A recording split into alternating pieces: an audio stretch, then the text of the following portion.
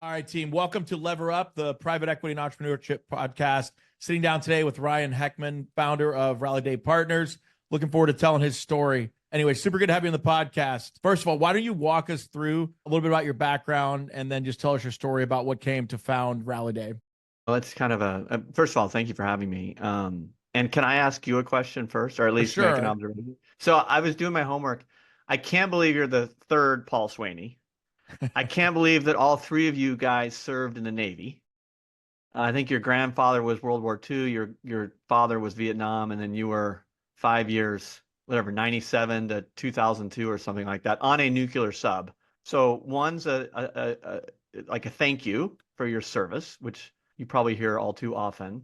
Second one, though, is like when you're the third of a name, is there more, I guess, a sense of responsibility, like keep the baton going in the race and taking from one and going the other? How has that informed the way you look at your, I guess, destiny, for lack of a better word? So it's interesting. My grandfather was born in 15. He'd have been about 20 and obviously 35. I actually don't know the backstory of him in World War II. So if you've elucidated something, that would be interesting. My father was born in 50, which would have made him, 20 and 70. I don't think he was in Vietnam. I do know he was in the Army, and I do know he was in Korea. And we've honestly never had that discussion. For But lack all of, three of you did. But all three of you did I serve in don't, the. I know for sure my father was in the Army. I do not know for sure my grandfather. But now I'm going to dig into genealogy. I did the 23andMe thing after I moved to New York, but on the other side, my mother's father was in Vietnam and in special forces, but he was like very senior because I want to say he was born in late 20s. So my mom's mom was born in 28 or 29, was actually from Germany during World War II, and then they met when after the war ended, and he happened to be in Germany, Frankfurt, I think. I could be wrong, but yeah. So the military part of the past has came up to catch us. When I was in high school, it was just like a logical option. I remember I got accepted to go to NC State, and I did, moderately well in high school, not exceptionally well. And I remember going, wow, like $4,000 a year. That seems like a lot for college. Why don't I just go get the GI Bill? Which like now it's like mind blown. That's like not that much money. Well, you'd still serve. Did you have a 5-year obligatory service I did. after? I did six. Six what I Okay. signed up for. You have to do a couple extra years for nuclear training, but like yeah, plenty of time. I joined 98 and got out, I think in 05. And how in the world did you go from the virtue of serving our country in military service to being a private equity guy? How does that work? So I tell everybody my career is much more like a jungle gym than a ladder. I got out, did a bunch of different ops jobs, worked at ConocoPhillips at a refinery outside Newark Airport, left there, worked at Amazon for a bit, ran a chemicals a business, a factory, and I wrote this book on how do you put OpEx in a chemical plant where it normally goes into assembly job shop type manufacturing. And after that, McKinsey and Company was starting this group up of ex operators instead of MBAs. Somehow or another, they got access to my book and my resume, and I somehow snuck through the back door there, and did 3.5 years there. Did originally kind of bigger companies. Figured I liked private equity better. Headhunted away to go work as an operating partner. That's where I met your friend Patrick, and we bumped into each other at a private equity firm. And then I left in 2022 after my deal partner had left, and hung up my own shingle versus going to another private equity firm. Oh, good for you. I've never heard that jungle gym versus ladder. I'm gonna, It's if jungle, with your permission, absolute steal jungle it. I'll gym. give you attribution, but that's a great way to describe one's past, especially when they don't necessarily make a lot of sense, I suppose. So in my case, I grew up in a really small town. 1,200 people is my recollection. It's still probably 1,200 people. It's in the western part of Colorado. It was kind of a bedroom community for our ski area, and then the other half of the students were sons and daughters of ranchers or miners. We had a big mine in town, and it was always shut down, by the way. And you know, go to kids' homes for spend the nights and stuff, and you'd see a father who was out of work or furloughed for like 40 days, sitting on the couch watching Andy Griffith's show at like 2 in the afternoon. It was kind of like in some ways, an oppressive environment to grow up in, but at the same time, super inspiring too, because it was kind of it was in the mountains, and I knew that I wanted to get out of there. I was terrible at sports. I wanted to be a good athlete so bad. I was small for my age, really small, and tried every sport. I even tried wrestling with the singlet and the headgear thingy, I did and it. I did it too. I mean, got my ass kicked because I was like 20 pounds less than the smallest weight class or whatever. But I was just desperate to be good at sports. I ended up being pretty good at skiing. And we had a ski program. It was free on Mondays. And by the time I was like 13 or 14, I became like the best in our country at ski jumping, which is a really weird, niche sport. And before that sounds really cool, we were the worst country in the world. So it wasn't like that was necessarily a great outcome. But I bring it up because I ended up going to two Olympic Games when I was 16 and 18, and that did a few things for me. One, it got me out of this little town and introduced me to the world. It taught me a lot about grit and all these words that we use to describe very determined people, and also just like set my sights higher about myself and about what I thought was possible with my life. I wanted to be in private equity, believe it or not, while I was a competitive skier. I didn't go to I didn't go to high school because our sport was in the winter, right? So we would go to Jalavari, Sweden in like early November, and we would come home in April, and like perfectly matched the school year. And though I had a lot of travel time, so I would read a lot. And I would, this is pre-internet, right? So I had to bring stacks of books, and for whatever reason, I enjoyed self-help books and business books and biographies. First biography I read was on Sam Walton, and Made in ultimately, America. yeah, that's exactly, Yeah, just became really interested in building businesses, I guess. I know that sounds weird given I was only 18. I rode on the airplane with a guy named George Gillette who owned Vail Ski Resort at the time, Packerland Beef Company, a bunch of television stations. And I talked his ear off from Dulles to Zurich, and he told me, he said, if you get a college degree, give me a call. Notice he didn't say when, because it wouldn't have been exactly obvious given how rough around the edges I was. But I went to the University of Colorado. Funny, I tried to go to Stanford, and they sent me like a cease and desist letter because yeah. I didn't have a GPA, SAT, or ACT, and I thought I could get into CU, got denied there as well, and my librarian got me in, and kind of had to start over. I mean, that went from like being a world-class athlete to being a no person, a no name at a very large university, and I was woefully behind the other kids or students, I should say, in the class. So real whiplash, I would say, from my self-esteem standpoint. But I worked my ass off and graduated. And when I graduated, I gave a call to George Gillette, and I said, "Hey, do you remember we rode on the airplane together?" And he said, "What was your name again?" And anyway, he asked me to meet him at Mile High Stadium to watch the Broncos versus the Raiders, Monday Night Football. And my interview was in front of his car. He had driven to the game, and we got done with the interview. It was probably 10 or 15 minutes, and he said, "How much do you want to make?" And my mom and my dad both worked for the government. My mom was a school teacher, and I remember them talking about like how much I think it was my dad had gotten a raise. It was like 40 grand or something like that. And this guy George looked me in the eye and he goes, "How much do you want to make?" And I said, $40,000. And he said, "How's 37.5?" I said, "Done." And I thought to myself, how in the world am I going to spend that much money?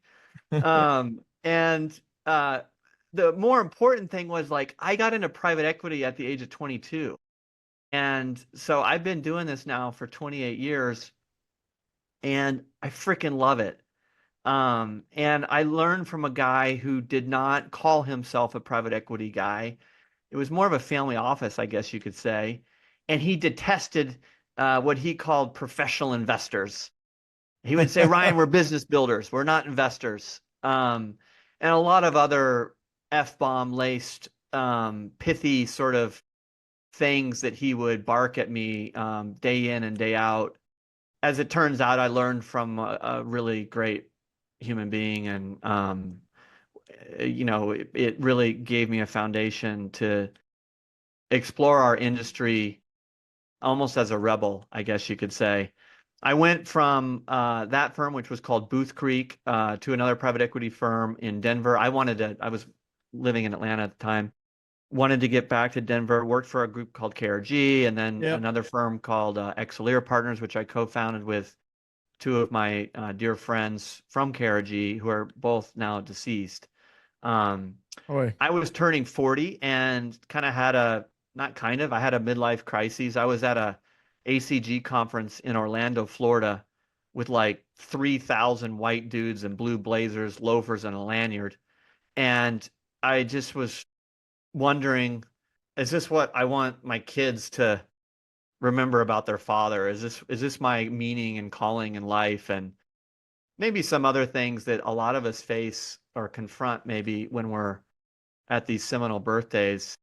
So I quit private equity after like getting to exactly where I wanted to get, and it was a troubling time. And I talked to the CEOs that I worked with who had become my friends, and they said, you know, you should just go buy a business and run that. You're good with people, you love leadership development.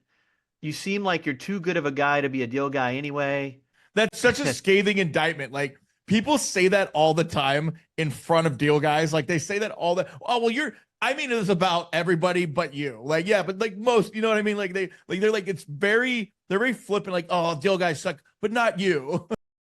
Well, I say it about ourselves, Paul, and I could have said, in addition to my gratitude for your military service, it's nice to meet a kindred spirit that's not a typical deal guy. But I get it. And the problem was no one was going to hire me to run their company, and I didn't have a ton of money to go buy like a big business. Yeah. So I think I took $2.5 million.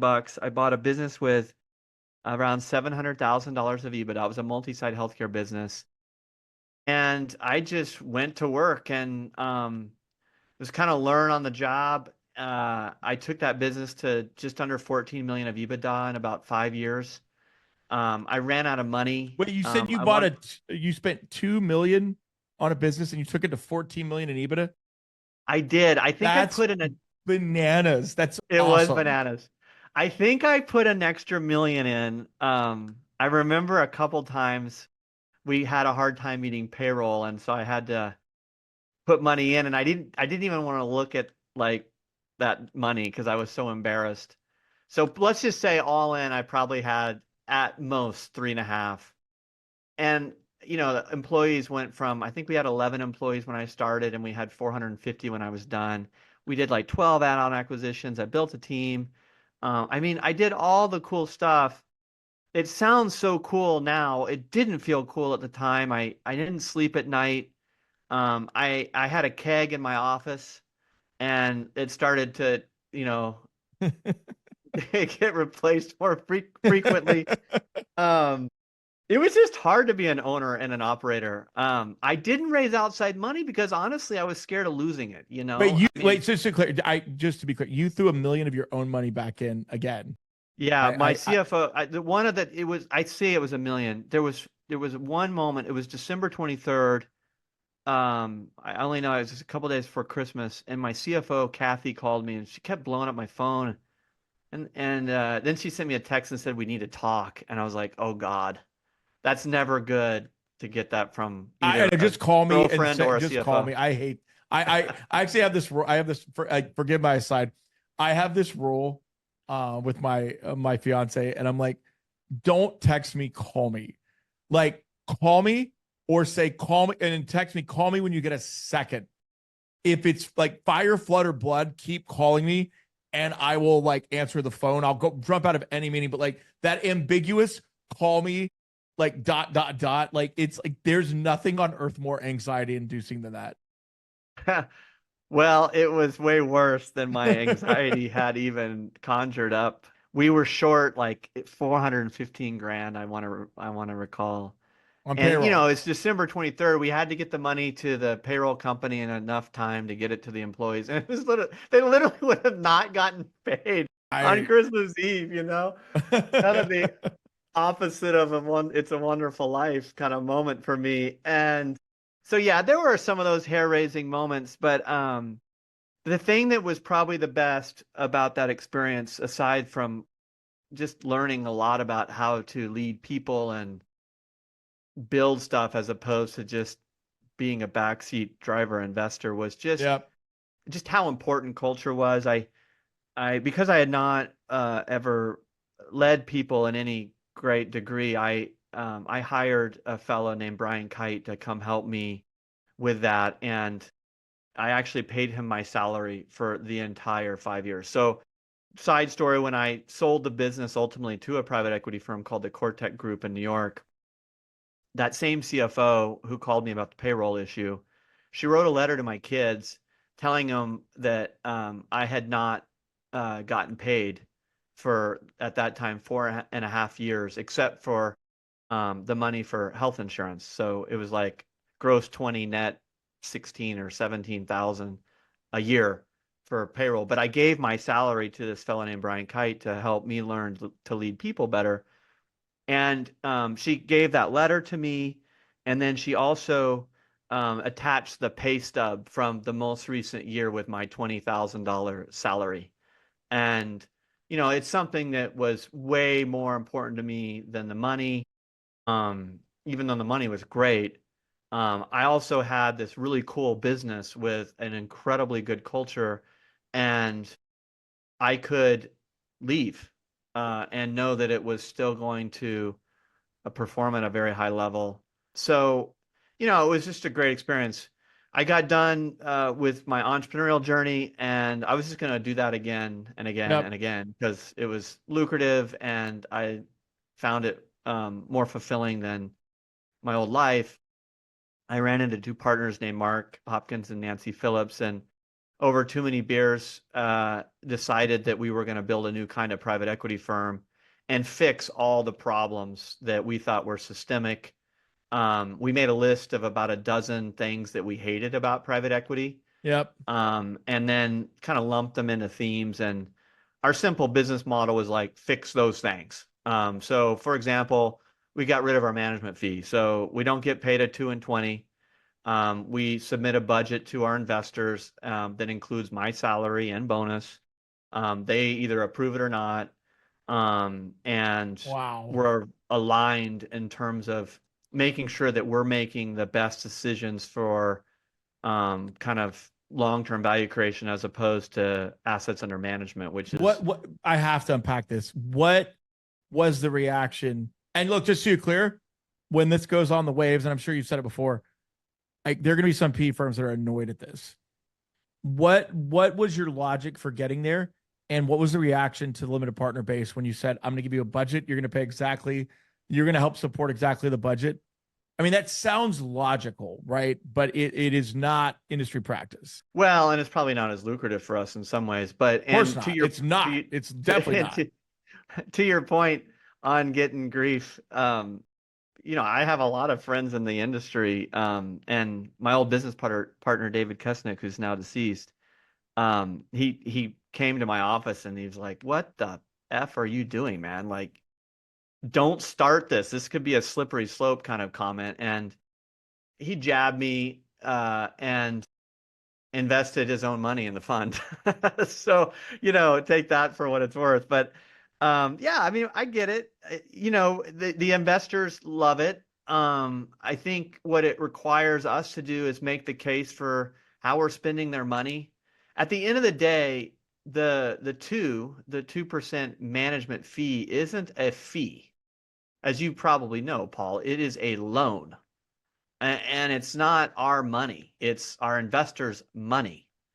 And we have to pay that back before we get to 20. And so did I have to go ask our investors to borrow money every year to pay for expenses? Seems very obvious to me, and the way it should have been done from the beginning. Um, and so I guess Mark, Nancy, and I would just rather do it this way and lose than do it any other way and win, if that makes sense. I mean, we think this is the right way to do it. I mean, look, it makes total logical sense. It's what any operating company would do. And by convention, Wall Street has told us that, if you want to be smart money, you're going to pay over 100 bips. Yeah, well, at any rate, we had several other innovations that would also seem just as obvious and in some ways just as controversial. For example, everyone at the top of our firm, all of us managing partners, there's four of us, all started a real business, built that business to scale, sold it to private equity, and reported to private equity firms. As business founders and CEOs. And that really changes the way that we approach the work that we do with our founders that we're partnering with as a private equity sponsor. It's more of a peer-to-peer relationship. And the experience that our CEOs get out of this chapter of their lives is really important to us because we were them, and we try to be the kind of private equity sponsor that we wish we had had when Yeah. we were building our companies, but the market just wasn't there. And we take that really seriously. And it also instructed the way we approach post-closing. We don't use the word governance, for example. It's kind of a word. It sort of means like, this entrepreneur or this executive team needs a hall monitor or a parent in the room. We like the word architecture much better. It's us being an architect riding shotgun with our founders to help them design and build the business of their dreams, as we say. And the experience that we hope they get out of it is that they don't just look back fondly with the relationship that we built together, but that maybe they grew as a human, as a person in their work and at home, maybe even spiritually. They grew as much as the business grew. We hope that the executive team and the employees similarly grow personally as much as the business. So there's just a lot of, like, I guess, soulful nuances to our business at Rally Day that just feels really good at this time of my life. So look, I did some digging. I have heard, and you tell me if I'm an idiot, that you don't like the word management. And is that true? Well, I just think it's kind of a chicken shit word. Okay. Dude, well, I'm loving this already. So, okay, what that implies is there are management like traps. There are management, management. I don't know. I don't want to pick on any like, business author. There are management processes that are corporate, quote unquote, and we can use that as a pejorative. But so why you don't like the word management? I'd love you to walk me through your logic there. Okay, a couple dimensions. First of all, management seeks to reduce volatility. Nothing better to a manager than the same. And it lacks any sort of, I guess, implied responsibility to stretch that rubber band and do some bold, audacious things with the business that actually may create volatility. So like I just I just don't like the word. I also don't think that human beings necessarily show up to work hoping to be managed. So if your standard of behavior, if you're on top, is to manage your people like you would manage assets, I just think it's pejorative to Yeah. employees. And I think that employees would rather be led than managed. And so I just prefer the word leadership because it gets to the heart of, the fact that we're trying to actually build and create stuff that needs to be led. And management's never going to cut it. So I don't like it from that standpoint. I also just kind of another pet peeve. A lot of people in the private equity industry, there's an expression, I manage these assets. We don't manage assets at Rally Day. We lead people, and if you're going to lead people, it's more about leading their hearts than their minds, and that's why we lean so heavily into before we even talk about strategy. We work with this woman named Haley Rushing who rode shotgun with Herb Kelleher at Southwest Airlines. She does a full 45-day kind of interview with key stakeholders of all of our companies as step one to really find out what is the real meaning of the business. What is Yep. its kind of inside out sense of purpose? Why do employees come to work? Why are they proud of the work they're doing? And only after we do the purpose do we then go into strategy. And then once we do the strategy, then we talk about what are the cultural gaps that we need to fill, or how do we make sure that if our plan is to go 3 to 5 times our size in 3 to 5 years, how do we make sure that the culture gets better by 3 to 5 times its dimension during that same time period? And that's really hard to do. But if you don't do that work, your strategy, it's like out kicking your coverage in Yeah. football. Your strategy gets ahead of your culture, and all of a sudden you own that business that's kind of been hollowed out by its lack of meaning and goodness. So we spend a lot of time on culture, and then once we do that, then it's a matter of putting in leadership development programs for all the employees from the CEO all the way down to make sure that the people in the company are growing their own capacity and ability while we're making the business, putting the business on steroids. And so anyway, that's a very long answer. I apologize for, but that's our basic formula for post-closing architecture as compared to post-closing governance. Given that, what is a CEO of a rally day company? Like, what does their day in the life of look like that's different than like just a general manager? Like, what's your expectation for how they operate the business and run the difference? It does feel a little bit different. I don't know if we expect things differently from our CEOs than any private equity firm does. I think a multi-stakeholder lens is maybe on the balance more important to us than shareholder value. Yep. So in board meetings, we like to talk about how our business is supporting the lives of our employees, for example. But I don't know if they would necessarily say we have different expectations. I think we have different expectations of ourselves Okay. as it relates to the way we show up for our CEOs. It's funny. I mean, I was just texting with the CEO of our dental business today, and I mean, I'll just read you. I mean, For it's sure. pretty authentic. We just had a board meeting on Monday. We use this tool called Zach. Have you heard of this I haven't heard of it. tool? I'm gonna send me the link. Yeah. So Zach is a new platform built by the tandem of a guy named Robert Wolf and Edward Norton, the actor. Wait, Lead. really? Yeah, I swear to God. I'm actually interviewing him on our podcast next week. Are But you kidding me? no, it'll be Oh so God, you cool. send me the link. Yeah, I'm a super Ed Norton fan. well, what they're trying to solve is this problem of like how shitty board meetings are. Oh, they're so Um, bad. They're so brutal. they have a great, if you go to Zek's website, Zeck, Robert and Edward just have a real zany way to describe how terrible private equity board meetings are, or maybe board meetings in general, and how their technology tool reduces the time required to produce the materials and how much more interactive it makes the experience, and how you can get the quantitative stuff out of the way through this platform that they've built so that during the board meeting you're talking about the really important stuff.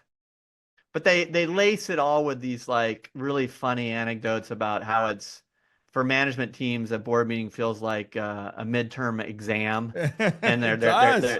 they're crashing. You just picture them in their PJs at 4 in the morning, putting together that last little I've watched them infographic. prepare for these. Like I've watched this happen. They're like, "Can you fly out to help me like go through 100% is?" And also, as an aside, it's surprisingly on brand for Edward Norton to like dive into something like this. Like, He has a real, I'd say, cute way of sharing how when he talks to his buddies and family, like his new project, they're like, "Oh my God, that just sounds so boring, Edward."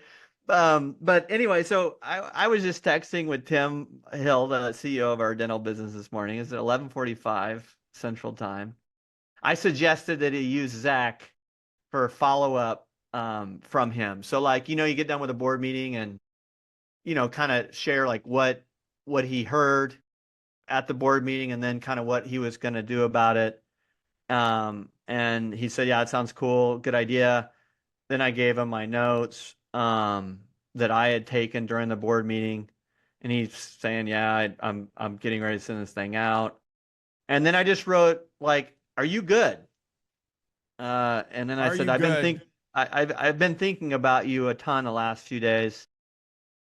I say, "I'm excited for you and I'm hoping that you feel energized despite all the voices in your head right now." And then I said, "It's tough," in all caps, kind of a Donald Trump cap, tough to be a private equity CEO, isn't it? And he writes back, he says, "I'm good. And I've already been digging into data around this and that. I'm excited." He said, "The work never stops, but that's why you got to love the work."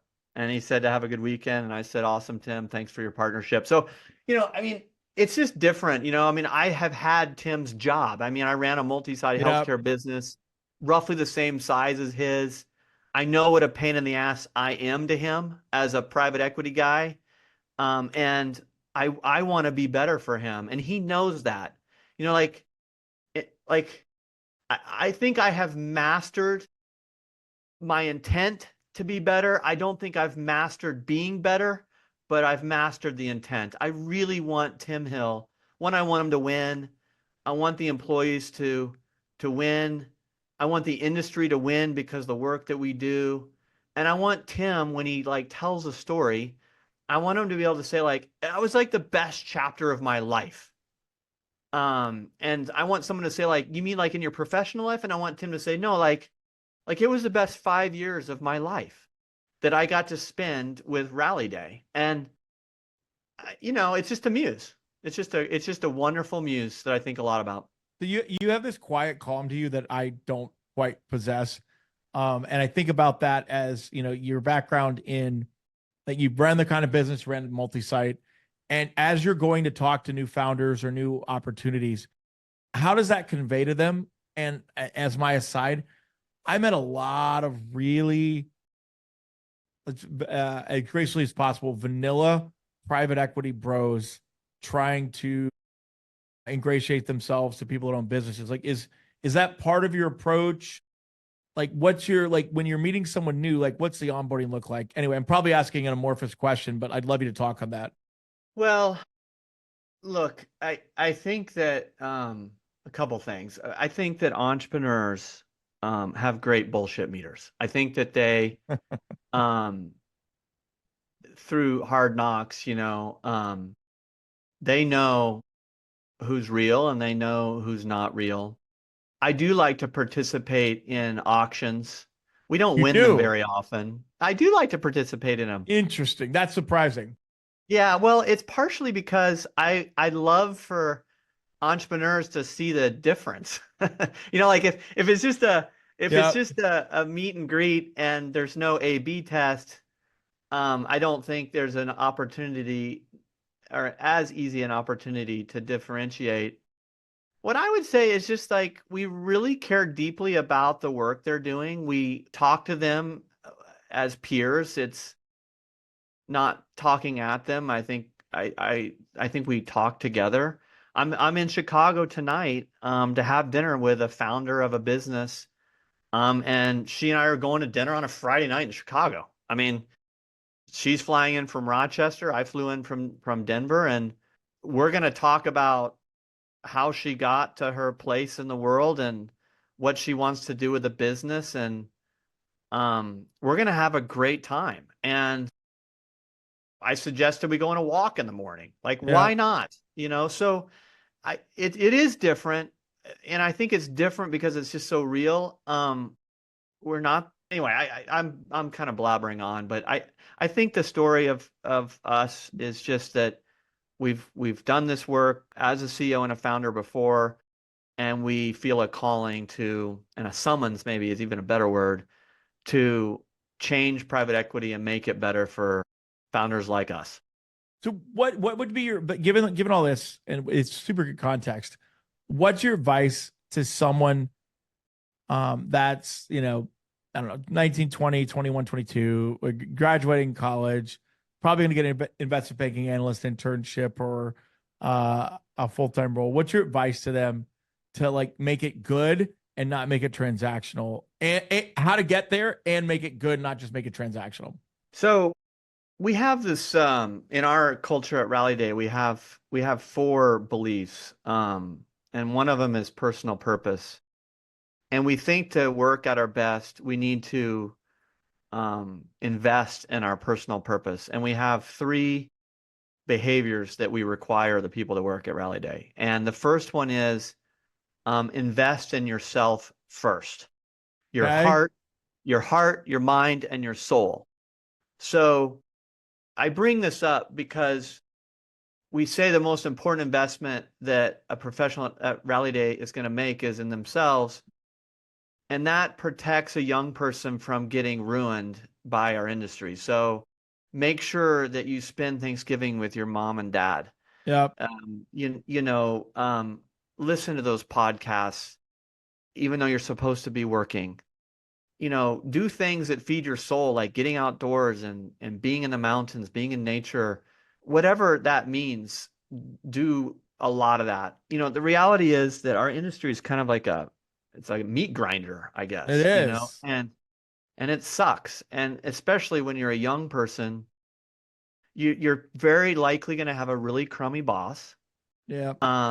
There's likely going to be a lot of politics that are confusing and disorienting in the organization, whether it be an investment bank or private equity firm.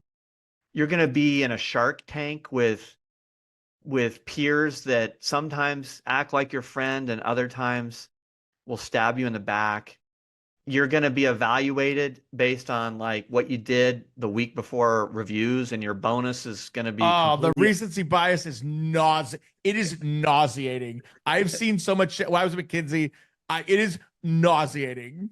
It's Like, horrible. It's horrible. And yet it is the best like career opportunity that you could get anywhere in the world. uh, It's kind of like how we complain about our country, Paul, and yet it's the greatest country the world has ever known and will probably ever know.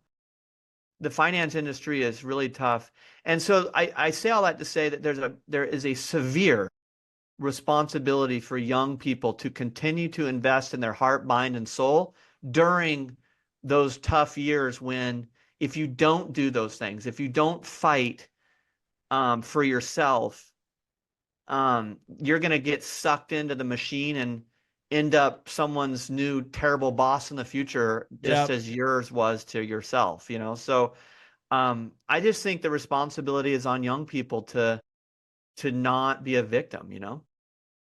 So it's very easy to be a victim these days because of the reward structure. So a question I get a lot, and I actually think you'd be really good at answering this, is when do you tap out from a current firm or a current role versus when do you stay and stick it out? Because people, the problem I've seen is people say they want to go across the street for 10 grand when they have a really good boss. And then that's a very easy answer for me to say. It's like, when do you actually make the decision it's time to jump and it's time to stay the course? Well, I mean, some of this is totally my opinion. So, I mean, That's what we want. We want your opinion. but please take it for a little bit of a grain of salt. I like to see chunky resumes. Like I totally agree with you. I don't like to see people hopping around. So, I mean, I think once you once you start at an organization, I think that come hell or high water, it's very smart to stick around there for at least 4 or 5 years. Um, During that time, even if it sucks, I think you can, as I said, continue to invest in yourself so that you stay pure to your own sense of self. And I also think there's something to reverse role models. So we all want that mentor, coachy boss and never get them. And, in my first job at KRG, and that was like my first institutional job after my job with George Gillette. I mean, it was just like a sitcom of crazy. I mean, it was like family drama going on among the founders. Some founders not showing up to work for like weeks on end because they were mad at the other founder. Investment committee meetings that were just full of F-bombs. And I mean, the firm did well. I mean, I think they ended up with like 5 or 6 funds over their life. And anyway, I mean, it was just like a crazy ass place. And Yeah. um I was the lowest paid guy there at the time. And I got advice from someone that just said like study weakness. Study all this dysfunction. Understand it, like sit in it. Because it will help you understand, if nothing else, what not to be when you're older. And that can Yeah. be a very, very powerful influence, even though it's maybe less comfortable than that positive role model that we all want but rarely get. Last two questions. Like, I honestly think like we could go Rogan style, like 3 hours. So we're gonna have to do this again. The last two questions. Number one, what's the biggest piece of advice that you wish someone in the future would have given your younger self to help shape your career? It's so funny you bring this up. I'm going to be on a podcast in like a month, and it's the name of the podcast is what's the worst advice you've ever been given? That's the podcast name. Yeah, There's a podcast for everything. I know. I just thought it was so interesting. So here's the advice I wish I would have gotten. So, I was this in this elite athletic world where winning was everything. I then went into, private equity where it was about winning. And I promise you, this is not because I'm like this older, wiser version of myself. I really wish I would have learned this when I was in my early 20s. And that is that measuring your day by how many people you helped is what it's all about. Because if you just Beautiful. think about like the first time you got an iPhone, you unwrapped it and you're like, I cannot believe this thing was only $400. And what that is value. So, you know, as an employee and as a teammate of an organization, the more you're able to serve other people around you, both up and maybe down and certainly sideways, like help them do better work, help the company, help others, like that's when you're going to get paid more money because that's who you want on your team. Yep. And I also think it's just a good way to go to bed at night. Like really take stock of who did I help? Like was I helpful to people today? Like it's just I just think it's a way to get promoted quicker. I think it's a way to live a more fulfilling life that's not as tethered to the paycheck. I think it leads to more growth personally because you're being brought in to help maybe some complex problems. That's why someone needs help. I think it leads to more authentic relationships at work because people start to trust you. They start to confide in you. They consider you part of their, Their like ecosystem. They're like yeah, actual like like their real their network. being. Yeah, like Yeah. it's real. And I probably spent 25, 30 years of my life trying to win, and everyone told me like just give back later. And I now just have reversed that and it's like serve now, don't give back later. And I think that I wish I would have figured that out earlier in my life. Okay, last question. What is the book that's been most impactful on your life? And I ask everybody this. You can say anything you want. Like there's nothing off limits. Oh, no, I read a lot. And my seventh grade teacher, seventh grade civics teacher, her name was Jan Kurtz. And at the end of my seventh grade school year, I had been serving on the what do they call that? Student council? Student Is that council, yeah, student student? government. Yeah. And she gave me a book called The Greatest Salesman in the World by Og Mandino. Ogmandino. And it's got a red, very uniquely red cover. And I still have the book that she gave me from the seventh grade. It's in my, I have a little like treasure box of things that I've kept over the years. And, I probably read it every couple few years. But I'd say that was the most powerful book because it also hit me at a time when I didn't have great self-esteem and I was living in this really small town and I knew I wanted to do something bigger in my life, but I just didn't know how to I didn't have the language for it. And this book really taught me that life can be full of more purpose and a higher calling and then it can be really ambitious. And that book really, I guess, set me on a course that I'm really proud of. That's awesome. Ryan, it was great to have you on today. We have to do this again. I'm going to come out to Colorado. I saw Patrick back in June, like May or June. I'm honestly inspired by what you guys are building and looking forward to keep in touch. Super good to have you on Lever Up today. Well, it's so cool to meet a deal guy that viewed his life as a jungle gym and not a I'm ladder, such a step on all jungle over gym. people. So I really loved this, Paul. I was looking forward to it. And I just want to encourage you to keep doing this work. Demystifying this whole private equity thing is of great service to people. And I just want to make sure I'm somebody up in the stands cheering you on. So thank you for all that you do. Glad you came on today. Looking forward to doing it again. Thank you for joining us on Lever Up. We trust today's conversation provided meaningful insights into private equity and entrepreneurship. Stay connected by subscribing to our podcast for upcoming episodes.